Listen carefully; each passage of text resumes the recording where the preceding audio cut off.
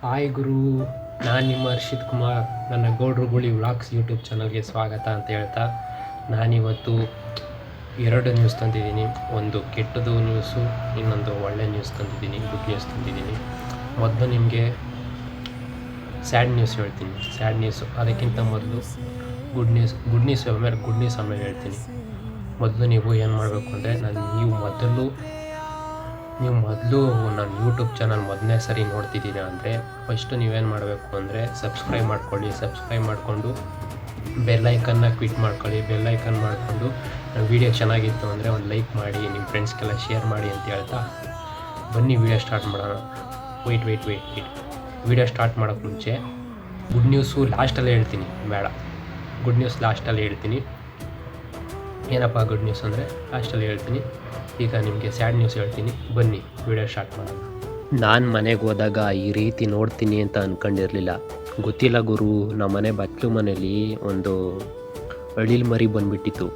ನಾನು ಇದೇನಪ್ಪ ಅಳಿಲ್ ಮರಿ ಇಲ್ಲಿ ಬಂದ್ಬಿಟ್ಟೈತಲ್ಲ ಅಂತ ನಾನು ತುಂಬ ನೋಡೋಕೆ ಮಾತ್ರ ಮುದ್ದಾಗಿತ್ತು. ಈಗ 1 ದಿನ 2 ದಿನ ಆಗಿರಬೇಕು ಹುಟ್ಟಿ.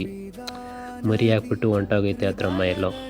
ನಾನು ಏನು ಮಾಡೋದಾಗ ಗೊತ್ತಾಗ್ತಿರಲಿಲ್ಲ. ಏನೋ ಮೇಲ್ಗಡೆ ಸಜ್ಜದ ಮೇಲಿಂದ ಕೆಳಗೆ ಬಿದ್ದು ಪಾಪ ಕೆಳಗೆ ಬಿದ್ದು ಹೊಡೆದ ಏನೋ ಏಟಾಗಿದೆ. ಅದಕ್ಕೆ ಸ್ವಲ್ಪ ಏನಾರು ಒಂದು ಸ್ವಲ್ಪ ಹಾಲು ಗಿಲು ಏನಾರು ಕೊಡೋಣ ಅಂತೇಳಿ ಲೈಟಾಗಿ ಬಿಸಿ ಮಾಡಿ ನಾನು ಹಾಲನ್ನ ಸ್ವಲ್ಪ ಕುಡಿಸೋಣ ಅಂತ ತಗೊಂಬಂದೆ. 1-2 ಡ್ರಾಪ್ ಕುಡಿಸ್ದೆ, ಅದು ಕುಡಿಲಿಲ್ಲ. ನೋಡೋಣ ಬಿಡು ಅಂದ್ಬಿಟ್ಟು ಬೆಳಿಗ್ಗೆ ನೋಡೋಣ ಅಂದ್ಬಿಟ್ಟು ಮನಗಿಸ್ಬಿಟ್ಟೆ. ಒಂದು ಹಂಗೆ ಕಾಯಿ ಚಿಪ್ ಮೇಲ್ಗಡೆ ಹಾಕಿ ಮನಗಿಸ್ಬಿಟ್ಟೆ. ಹಂಗೆ ಕಣ್ಣಲ್ಲಿ ನೀರು ತುಂಬ್ಕೊಂಬಿಡ್ತು ಗುರು, ನೋಡೋಕ್ಕೆ ಆಗ್ತಿರ್ಲಿಲ್ಲ.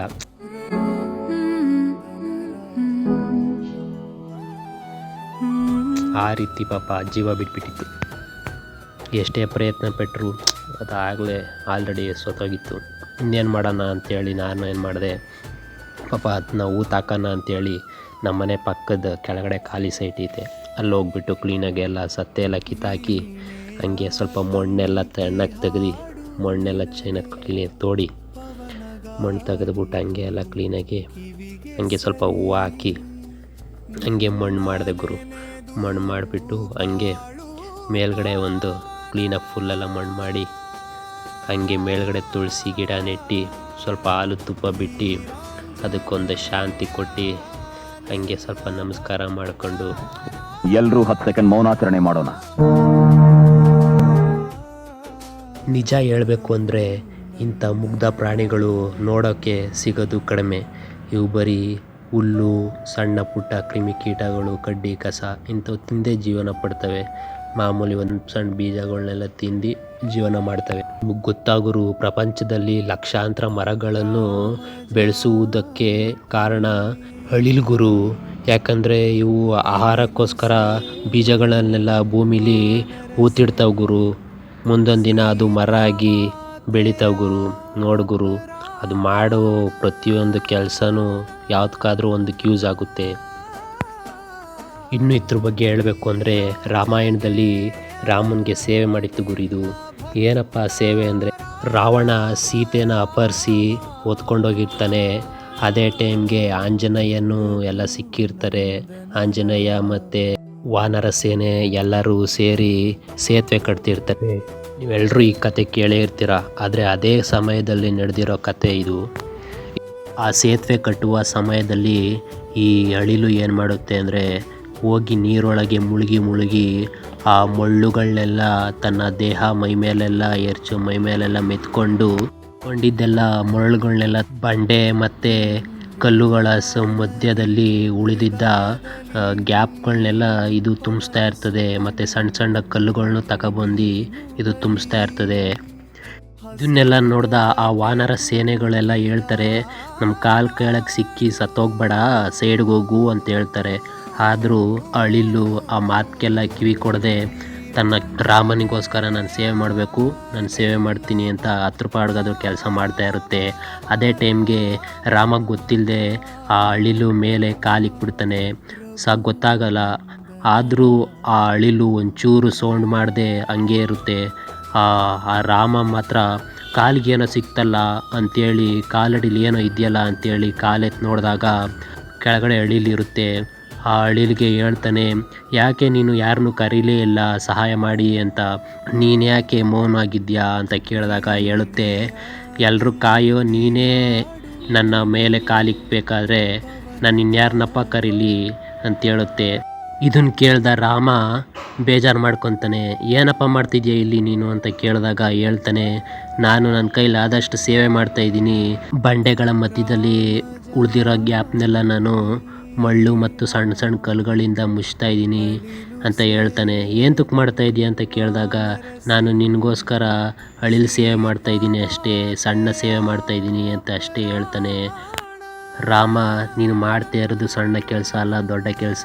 ನಮಗೋಸ್ಕರ ಇಷ್ಟೊಂದು ದೊಡ್ಡ ಸಹಾಯ ಮಾಡಿರೋದಕ್ಕೆ ನಾನು ನಿನಗೊಂದು ವರ ಕೊಡ್ತೀನಿ. ಏನಂದರೆ ಆ ವರ ಅಂಥೇಳಿ ತನ್ನ ಬೆನ್ನ ಮೇಲೆ 3 ಗೆರೆ, ಬೆಳ್ಳಿನಿಂದ 3 ಗೆರೆ ಹಾಕ್ತಾನೆ. 3 ಗೆರೆ ಹಾಕಿ, ಇದು ನಿನ್ನ ವಂಶದ ಎಲ್ಲ ಅಳಿಲು ಜಾತಿಗಳಿಗೆ ಇದು ನನ್ನ ಆಶೀರ್ವಾದ, ನನ್ನ ಚಿಹ್ನೆ ಎಂದು ಇದು ಹೆಸರಾಗಲಿ ಅಂತೇಳಿ ಮಾತು ಕೊಡ್ತಾನೆ. ಮತ್ತು ಈಗೆಲ್ಲ ಅಳಿಲು ಮೇಲೆ 3 ಗೆರೆ ಇದೆ. ಆ ಗೆರೆನೇ ರಾಮ ಅಂದು ಗೆರೆ ಎಳೆದಿದ್ದು. ಇಲ್ಲಿವರೆಗೂ ಎಲ್ಲ ಅಳಿಲು ಮೇಲೆ ಈ ಥರ ಗೆರೆ ಇದೆ, ನೀವು ನೋಡ್ಬೋದು. ಇದಾಗಿತ್ತು ರಾಮ ಮತ್ತು ಅಳಿಲು ಸೇವೆ. ಅಂದು ಮಾಡಿದ ರಾಮನಿಗೆ ಅಳಿಲು ಸೇವೆ ಇಲ್ಲಿವರೆಗೂ ಯಾರಾದರೂ ಮಾತಿನಲ್ಲೂ ಹೇಳ್ತಾರೆ ನೋಡಿ, ಅಳಿಲು ಸೇವೆ ಮಾಡೋದು ಸಾಕು ನೀನು ನನಗೆ ಅಂತ ಎಲ್ಲ ಸುಮ್ಮನೆ ತಮಾಷೆಗೆಲ್ಲ ಅಳಿಲು ಸೇವೆ ಪದನ ಉಪಯೋಗಿಸ್ತಾರೆ. ಅಂದು ನಿಜವಾಗ್ಲೂ ಮಾಡಿದ ಅಳಿಲು ಸೇವೆ ನಮ್ಮ ಕೈಯಲ್ಲಿ ಮಾಡೋಕ್ಕಾಗಲ್ಲ ಬಿಡಿ. ವೀರಾಂಜನೇಯ ನಿನ್ನ ಭಕ್ತ ರಾಮ ರಾಮ ರಘುನಂದನ ರಾಮ.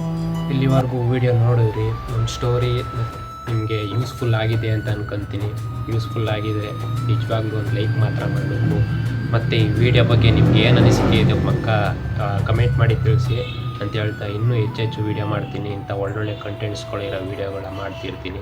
ಇದೇ ರೀತಿ ನಿಮ್ಮ ಸಪೋರ್ಟ್ ಬೇಕು. ಇನ್ನೇನು ಕೇಳಲ್ಲ, ನಿಮ್ಮ ಸಪೋರ್ಟ್ ಕೊಡಿ, ಮಾಡ್ತೀನಿ. ಏನಪ್ಪ ನಿಮಗೆ ಲಾಸ್ಟಲ್ಲಿ ಯಾವಾಗಲೇ ಮೊದಲೇ ಹೇಳಿದ್ದೆ ಅಲ್ವ ನಿಮಗೆ ಗುಡ್ ನ್ಯೂಸ್ ಕೊಡ್ತೀನಿ ಅಂತ. ಏನಪ್ಪ ಗುಡ್ ನ್ಯೂಸ್ ಅಂದರೆ, ನಾನು ಅಷ್ಟೊತ್ತಿಂದ ವೀಡಿಯೋ ಮಾಡಬೇಕಾದ್ರೆ ಯೋಚನೆ ಬರ್ತಿತ್ತು, ಏನಪ್ಪ ರಾಮ ರಾಮ ರಾಮ ಅಂತಿದ್ದಾರಲ್ಲ, ರಾಮನ ಬಗ್ಗೆ ಒಂದು ಸಾಂಗ್ ಮಾಡಬೇಕು ಅಂತ ನನಗೆ ತುಂಬ ಇಷ್ಟ ಆಯಿತು, ತುಂಬ ಖುಷಿ ಆಯಿತು. ಮಾಡಬೇಕು ಅಂತ ಒಂದು ಯೋಚನೆ ಹೊಳಿತು. ಆಲ್ರೆಡಿ ಸಾಂಗ್ ಮಾಡಿಬಿಟ್ಟಿದ್ದೀನಿ, ನಿಮ್ಗೆ ಹೇಳೋಕ್ಕೆ ಮುಂಚೆನೇ ಮಾಡಿಬಿಟ್ಟಿದ್ದೀನಿ ಸಾಂಗ್. ಅದನ್ನು ನಾಳೆ ರಿಲೀಸ್ ಮಾಡ್ತೀನಿ. ಇದೇ ರೀತಿ ಸಪೋರ್ಟ್ ಮಾಡಿ, ನಾಳೆ ಸಾಂಗ್ ರಿಲೀಸ್ ಮಾಡ್ತೀನಿ. ಯಾವುದಕ್ಕೂ ಸಪೋರ್ಟ್ ನೀಡಿ ಅಂತ ಹೇಳ್ತಾ ಸಿಗ್ತೀನಿ ನಾನು ನೆಕ್ಸ್ಟ್ ವೀಡಿಯೋದಲ್ಲಿ. ಬಾಯ್, ಸಿ ಯು. ಜೈ ಹಿಂದ್, ಜೈ ಕರ್ನಾಟಕ ಮಾತೆ. ಅಷ್ಟೇ. Gabruguli, turn up the beat. A channel so cool you can't be beat. He's got the